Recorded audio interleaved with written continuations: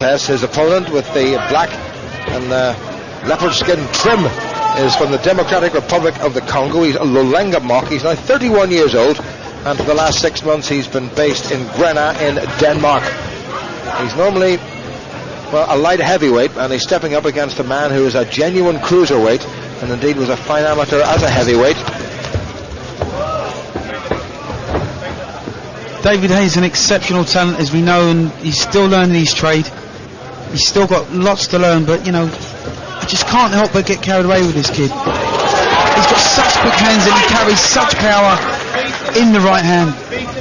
When he landed that right hand, he glanced over Mock's shoulder just to somebody in the audience with a certain element of disdain. There's a big smear of Vaseline on the cheek of David Haye. I think that's maybe come off the gloves of his opponent, and already you can see that Lolenga Mock is rather wary of the power of David Haye. He looks in great shape, just a couple of poinds over the cruiserweight limit. That was a lovely round the corner right hand, and Lolenga Mock, who has never been stopped in 28 professional contests, takes an 8 count in the opening round, and that without a single shot of a doubt, and we're not halfway through it. It's going to ensure a 10-8 round for David Haye, all in black from Bermondsey. Had a first round stoppage last time out in Chesterfield, or Chesterfield's Greg Scott Briggs, I should say, in the York Hall, and he's going about Lolenga Mock with rare purpose. David Haye's going to take some holding over the 6 in the 8 round distance. He really is. I don't know if there's a guy in the country right now who will beat him over that, and I would include in that the current British Cruiserweight champion. Hey, those hands of his held characteristically low, but it's the speed of his punches and the power of his punches that really have disposed of all 6 opponents so far. Boxed 2 contests ago in the Playboy Mansion in Beverly Hills, and then came back to the York Hall in Bethnal Green. Doesn't care where he boxes or how often he boxes, and he says bring them all on. If he had to fight 10 times before Christmas, he would. Round the corner left from Haye, looking pretty impressive. Nasty clash of heads, and Mock got himself caught. Well, as they say in boxing, Lolenga Mock has certainly come to fight, or perhaps more accurately, he's come to brawl. Well, he's physically very, very strong. He doesn't want this young kid to show him up. He doesn't want this young kid to out-jab him. There's only one way for Mock to win this fight, and that's to get in and rough David Haye up. Take him out of his stride. Try and do something different. Try and do something that none of his previous 6 opponents have done. Well, Locke won his first 17 contests. Back at home, he's been backward and forward between Africa and the continent of Europe ever since, with limited success. And I think he must be wondering what sort of a guy they're giving me tonight, with David Haye looking particularly impressive, and Adam Booth and Mick Williamson, who's doing the cuts in the corner, will be equally impressed with that opening 3 minutes from David Haye, not even bothering to sit down. It would be interesting to see if David Haye could go a few rounds. That's what he needs right now, is to be able to learn his trade. You know, it would have been great if he could do the 8 rounds distance, but that's not what he's looking for. There was a lovely sideways movement by David Haye, and he whipped that right hand in, kept on the pressure all the way through. Mock really starting to feel the power, and staggered, even though some of those shots from Haye were not altogether accurate. Nasty little clash of heads, and there was that right hand the second time, and that really clattered into the side of Mock, but he came straight back at David Haye, and Haye will have to be careful. He's obviously got the power, but he needs just to take his time. Round 2.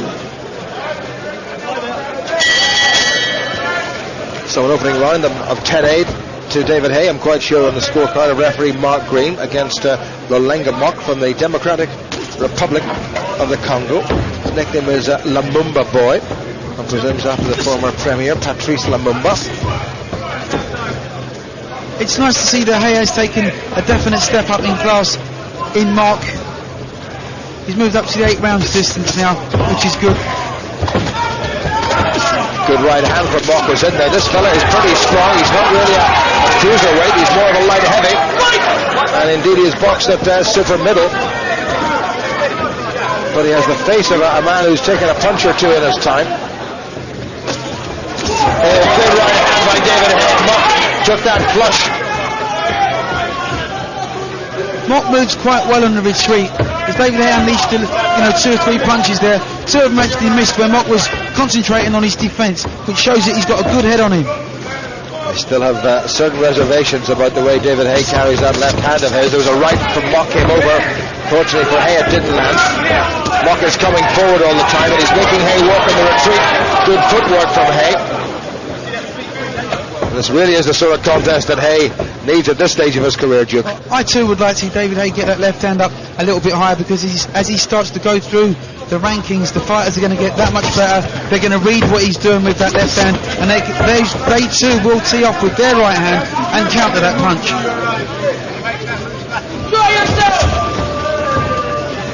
Mock's physically very strong, and he knows there's only one way to win this fight, and that's to get as close to David Haye as he can and just keep punching.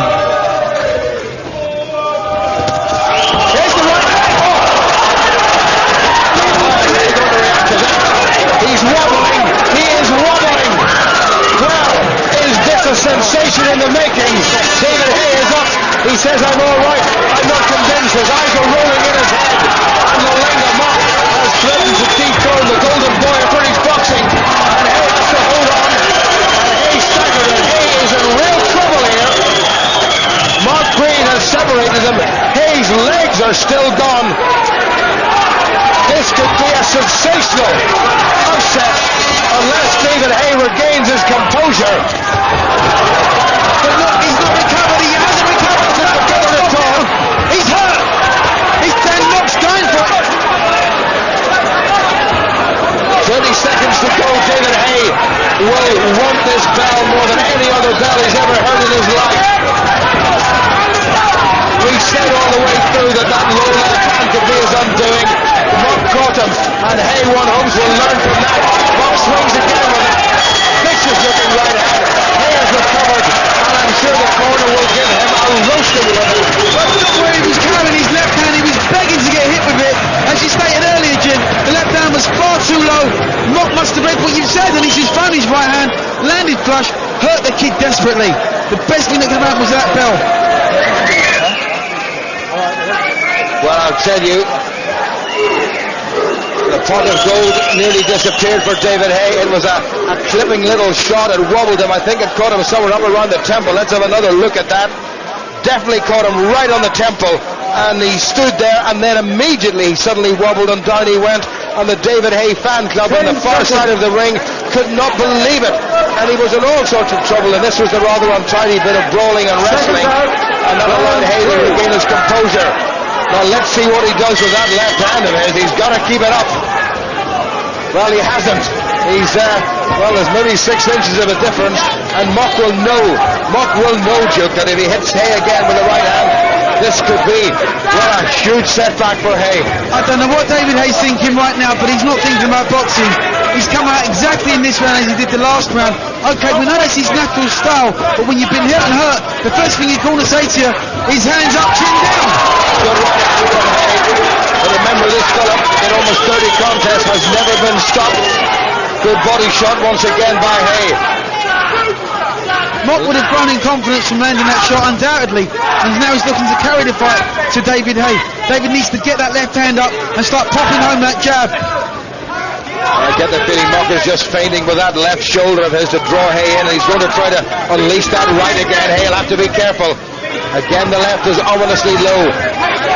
Haye's going to have to finish this, or maybe he'll decide to try to sit this one out. But either way, that will have given his confidence a huge dent. Undoubtedly, David Haye has to get back to his boxing and box himself back into this fight. He was looking for the knockout and nearly got knocked out in the process. It might not do him any harm. Wide swings now from Haye. I still don't think, Duke, that he's got his rhythm back even yet. No, he hasn't got his rhythm back. I mean, there's nothing coming from him except hard punches. He's trying to knock this kid out with one shot, but his corner have told him, get back to your boxing. Box your way into this fight. If you need to win on points, win on points. Stop looking for the knockout. Haye certainly the faster and the stronger, but Mock at this stage is so determined. He threw the right again. He missed and was very close to David Haye's whiskers.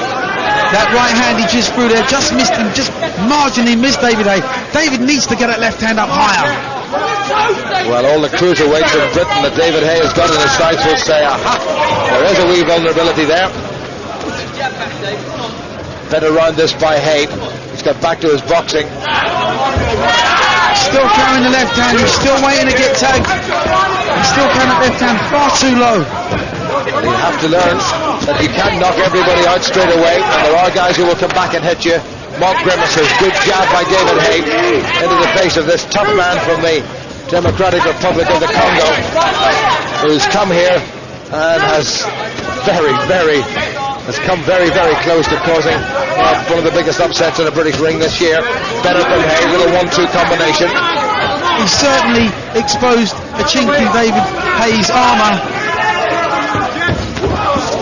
Tried it again, Mock. Haye was wise to it. Good left hook from Haye, that was better. Mock is not going to go down unless Haye can tag him with 3 or 4 good solid shots. Better run by Haye. It was one that he really had to ease himself back into. That was a run just to say, I can stay in here. But he needed to win that round, and he's done just that. He's got his confidence back.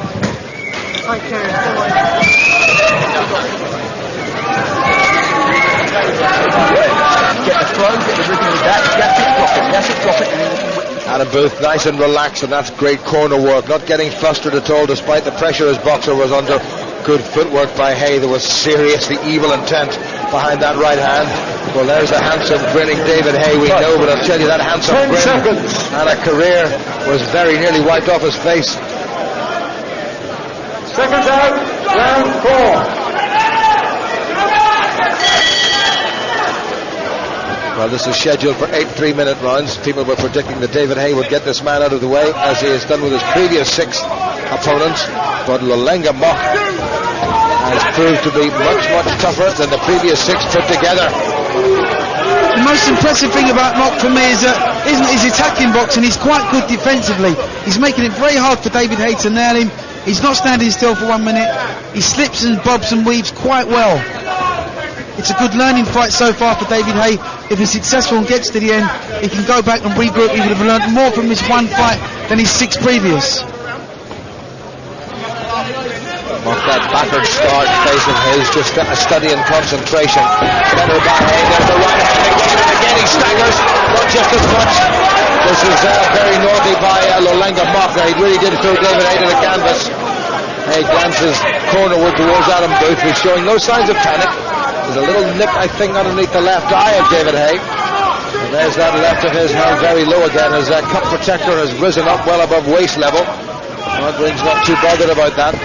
Psychological ploy there from Mock. Threw David Haye to the floor, trying to show him how physically strong that he is.